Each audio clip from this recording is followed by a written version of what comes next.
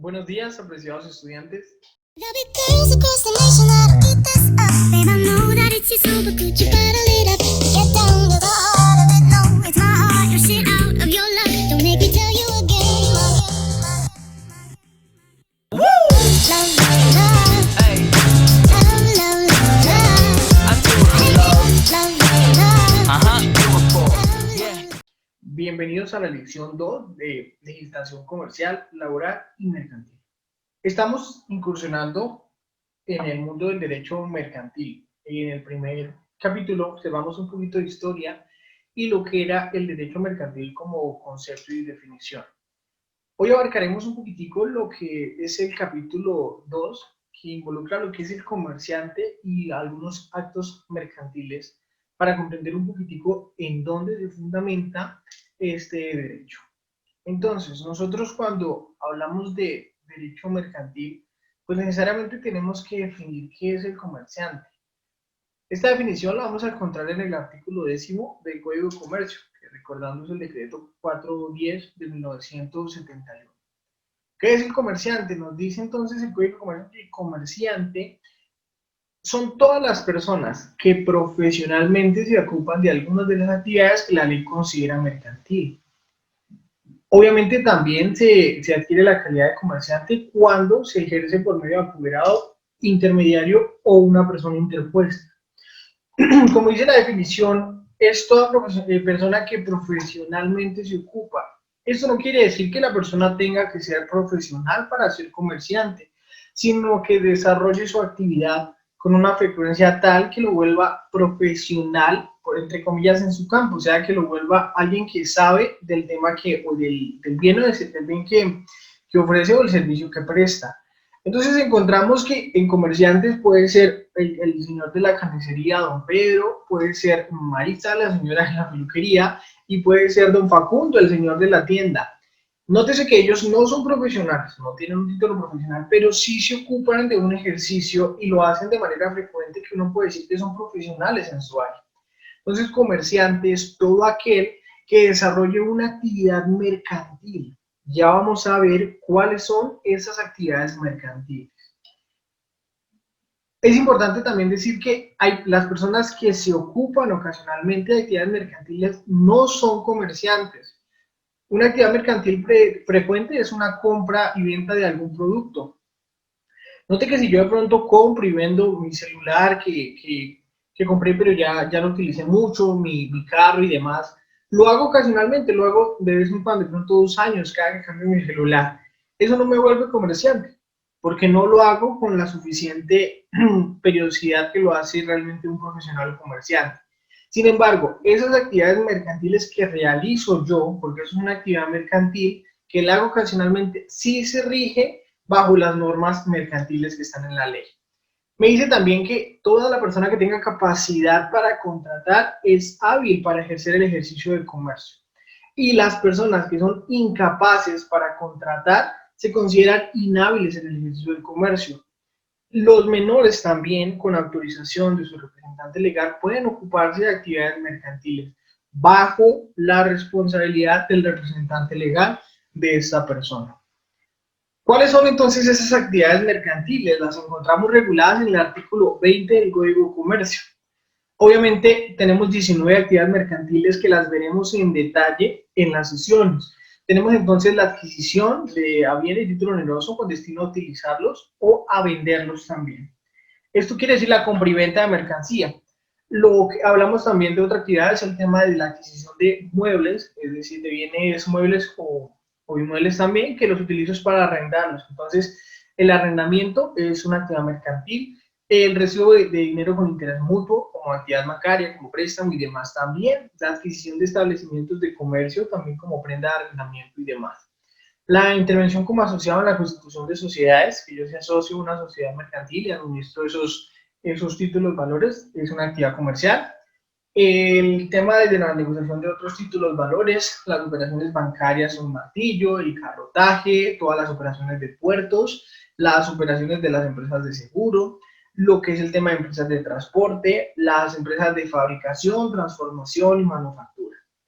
las empresas de depósito de mercadería, las que hacen el trabajo de bodegas también, todo lo que es editorial, editográficas y fotográficas, las obras de construcción, obras de aprovechamiento y explotación, las empresas promotoras de negocio para compra y venta, las empresas de construcción, y dice que los demás actos y contratos regulados por esta ley mercantil.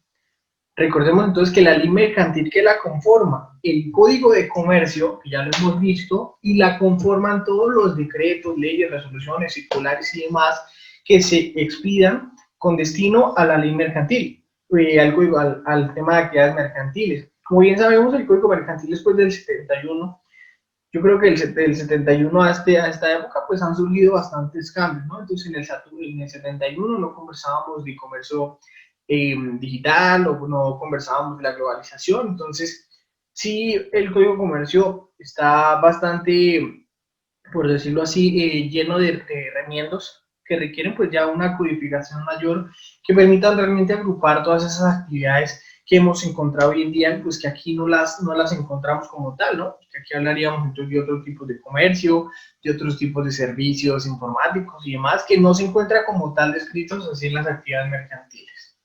En cuanto a las actividades no mercantiles, pues encontramos que no son mercantiles que la adquisición de bienes con destino a consumo doméstico, ya lo que yo compro para mi hogar, los huevos, el pan, la leche, la panela. Incluso, aunque yo venda los sobrantes de ellos, es una actividad mercantil. La adquisición de bienes para producir obras artísticas y la enajenación de estas tampoco. Las adquisiciones hechas por funcionarios empleados para fines de servicio público. La enajenación que hagan directamente los agricultores de sus frutos, su cosecha. Tampoco serán mercantiles la transformación de tales frutos, siempre que dicha transformación no constituya por sí misma en una empresa, o sea, que no es una empresa la que produzca, sino otros tipos de personas. La prestación de servicios inherentes a las profesiones liberales, como cuáles los abogados, los contadores, los notarios, los administradores son profesiones liberales, entonces ellos, aunque lo hagan con frecuencia y son profesionales, no son comerciantes. Y a pesar de que prestan un servicio, no son comerciantes. ¿Qué presume que haya un ejercicio de comercio? Se presume bajo tres escenarios, ¿no? Cuando la persona esté inscrita, la persona habla de persona natural y habla de persona moral o jurídica, cuando esté inscrito en el registro mercantil, cuando tenga un establecimiento de comercio y cuando se anuncia al público como comerciante. Nótese entonces que esta persona está inscrita en el registro mercantil, listo, no tiene inconveniente, a pesar de que no tenga establecimiento de comercio, porque sucede pronto con una transportadora, no tiene un establecimiento de comercio abierto al público, puede manejar sus operaciones virtuales, ¿sí? Pero sin embargo está inscrita, es un comerciante. Ahora, una empresa que tenga establecimiento abierto al público, pero no tenga registro mercantil, eso es un problema, eso va para sanción. Cuando la persona también se anuncia al público, también se presume, ¿no? Entonces son comerciantes podemos decir que son comerciantes los que ofrecen pasteles, los que ofrecen postres, ellos son comerciantes, ¿no? Sin establecimiento de comercio y sin registro mercantil, pero nótese que son comerciantes, están dentro del ejercicio de comercio, pero no están constituidos legalmente, no pudiesen entonces contratar. Listo. ¿Qué es importante tener en cuenta? Que si una persona no se inscribe en el registro mercantil, tiene una multa de hasta 17 salarios mínimos mensuales legales vigentes. ¿Quién la interpone? La Superintendencia de Industria y Comercio. ¿Quiénes son inhábiles? Ahora hablemos de quienes no pueden ejercer este comercio. Primero, los funcionarios públicos de entidades oficiales y semi-oficiales. Obviamente, con las actividades que tengan relación con sus funciones. Supongamos que yo soy, entonces, docente de educación física del Instituto CENES. Entonces resulta que el Instituto CENES va a construir su cancha y desarrolla dentro de su cancha, requiere entonces la compra de balones, la compra de la estructura de la cancha y la construcción de las bases con el techo y demás. Resulta que yo antes de ser docente tengo una empresa que provee implementos deportivos, o balones y otros tipos. Yo no le puedo negociar al CENIS para que me compren a mí, ¿sí? O bueno, al CENIS no le pongo al CENIS, sino a un instituto público, ¿no? Porque el CENIS no es instituto público, pero entonces le otorgo a un instituto público que yo le ofrezco mis servicios para conseguir esos implementos deportivos y la cancha. No lo puedo hacer porque si pertenezco a una institución pública, pues es funcionario público y no puedo ejercer mi actividad, mi comercio dentro de ellos, con ellos, pero sí puedo ejercerla por fuera, obviamente con otros tipos de aportaciones. Y dice que las demás, que por sentencia judicial se le prohíba el ejercicio de las actividades mercantiles. ¿Qué pasa si una persona es inhábil? En este caso, yo soy un funcionario público y le ofrezco mis servicios a la entidad pública en la que trabajo, me puedo ver sancionado con 17 salarios mínimos que tengo ahí pendientes.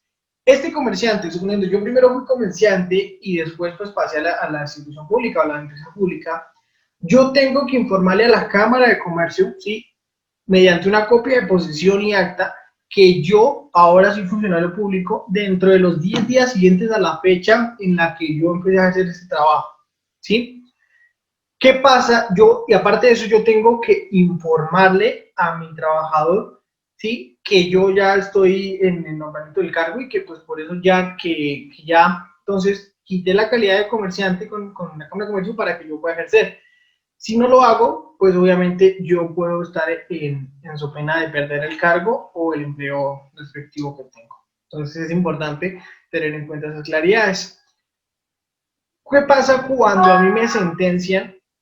Cuando me sentencian por este tipo de delitos, yo tengo como pena accesoria también la prohibición del comercio.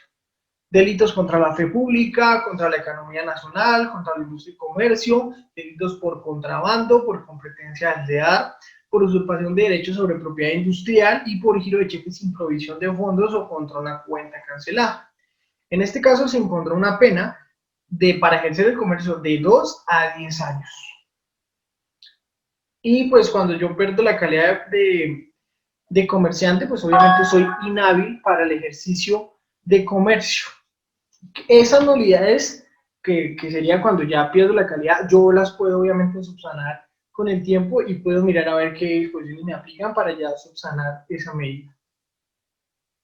Entonces, llegamos al término de lo que es una empresa, obviamente visto desde el punto de vista legal del Código de Comercio. Una empresa entonces es toda actividad organizada, ¿sí?, bien sea transformación, circulación, custodia, administración o prestación de servicio, que se realiza a través de uno o más establecimientos de comercio. Recordemos cuáles son los factores para que una empresa exista. La empresa debería contar entonces con factores personales, porque necesita la persona, la mano de obra para trabajar, capital, que son los recursos, el trabajo como tal, o sea, su actividad. Y hoy en día pues hablamos obviamente de otro factor, que es la tecnología, que permite pues obviamente evaluar los parámetros de gestión de la empresa, su eficiencia, su eficacia, ¿sí?, y su efectividad. Entonces, en Colombia pues tenemos diferentes clasificaciones de empresas, ¿no? Por su actividad tenemos agropecuarias, industriales, comerciales, de servicios y mineras, por número de propietarios individuales, unipersonales y sociedades. Por su procedencia de capital, pues privada, con todos los recursos son de ella, pública, cuando hay recursos del Estado, y mixta, cuando hay de los dos.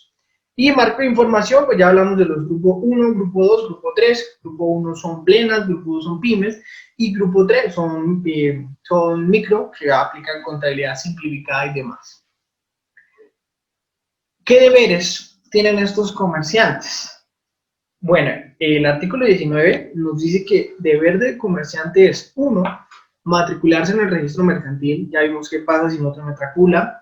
Inscribirse en el registro mercantil todos los actos, libros, documentos y demás. Esa es la función que tiene con la Cámara de Comercio. Llevar contabilidad regular de sus negocios, cuando está obligado a hacerlo, obviamente. Conservar con arreglo a la regla correspondencia.